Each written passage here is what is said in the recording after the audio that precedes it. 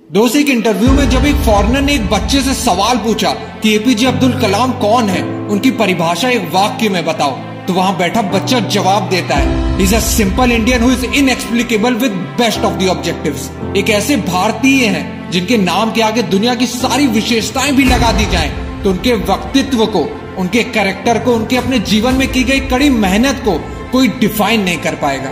नमन है ऐसे इंसान को जिनका जन्म तो गरीब परिवार में हुआ, पर उनके सपने किसी पैसे के मोहताज नहीं थे, जो 1 घंटे फ्री ट्यूशन पढ़ने के लिए 3 बजे सुबह उठ के नहा धो के 4 बजे अपने टीचर के घर पहुंच जाते थे, जिनके पास सपनों के नाम पे बस देश के लिए कुछ कर गुजरने की चाहत थी और दौलत के नाम पे बस किताबें, जिन्होंने अखबार बेचने से लेकर 2002 में भारत के 11वें राष्ट्रपति बनने तक का सफर तय किया, जिन्हें 38 यूनिवर्सिटी से यूनिनरी डॉक्टरेट के खिताब से नवाजा गया।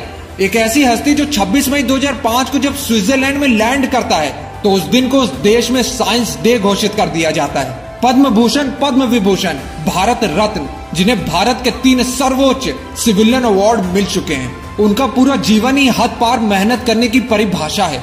दोस्त आज उनके जीवन का ये किस्सा सुना के तुम्हें अपने सपनों के लिए हद पार मेहनत करने के लिए दिल में आग लग जाएगी।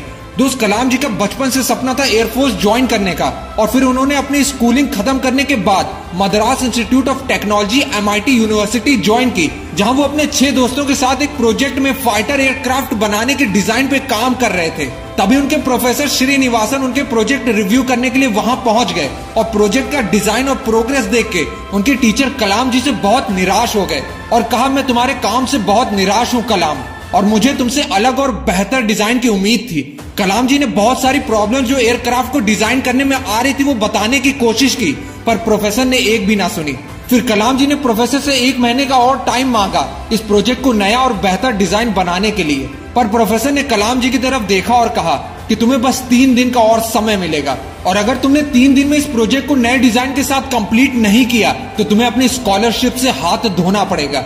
जिस काम के लिए कलाम जी ने 1 महीना मांगा, उस काम के लिए उन्हें 3 दिन की मोहलत मिली। वहां कोई भी होता तो उसे इम्पॉसिबल, ऐसा तो हो ही नहीं सकता बोल के टाल देता और शिकायत करता। शुरुआत में कलाम जी थोड़े निराश जरूर हुए, क्योंकि उनकी पढ़ाई और उनका सपना दोनों स्कॉलरशिप के पैसों पे टिकी थी, पर उन्होंने तुरंत सारे नेगेटिव थॉट्स हटा के 3 दिन के लिए मेहनत की सारी हदें पार करने की ठान ली, और पूरे 3 दिन और रात बिना सोने और खाने पे ध्यान दिए सिर्फ अपने प्रोजेक्ट पे काम किया। उनका सिर्फ एक ही लक्ष्य था, अपने प्रोजेक्ट को 3 दिन के लिए सिर्फ कंप्लीट ही नहीं, अपने प्रोजेक्ट को कॉलेज का सबसे बेस्ट प्रोजेक्ट बनाना।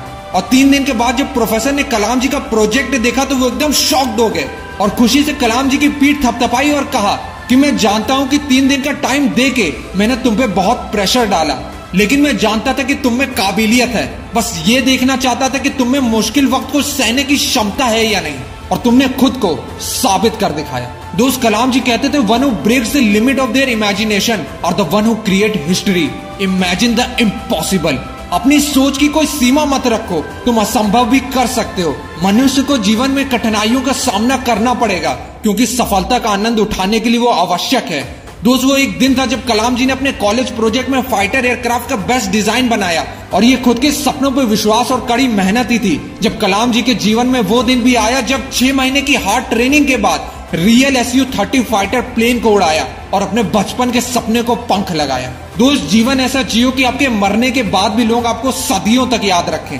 दोस्त अगर तुम्हारे अंदर भी अपने सपनों को लेके ऐसी आग है तो कलाम जी की इस बात को समझो कि जिंदगी में एक लक्ष्य रखो और लगातार ज्ञान प्राप्त करते रहो, कड़ी मेहनत करो और महान जीवन को प्राप्त करने के लिए दृढ़ रहो। महान लक्ष्य के सामने महान कठिनाइयां भी आएंगी, पर इसका मतलब असंभव नहीं है। इसका सीधा मतलब है आपको कड़ी मेहनत करनी पड़ेगी, और तुम्हारी मेहनत ही तुम्हारे कल के सपनों की चाबी होगी। दोस्त हद पार मेहनत करने के लिए खुद को तैयार रखो, क्योंकि जिस दिन तुम्हारी मेहनत का सिक्का उछलेगा उस दिन हेड भी तुम्हारा होगा और टेल भी तुम्हारा। कसम खाओ कि अपने सपनों के लिए मेहनत करने के लिए हर हद पार करने के लिए तैयार रहोगे। जय हिंद, जय भारत, जय कलाम जी। मिलते हैं अब नेक्स्ट मोटिवेशनल फ्लाइट के साथ। This is Ashish, bye bye.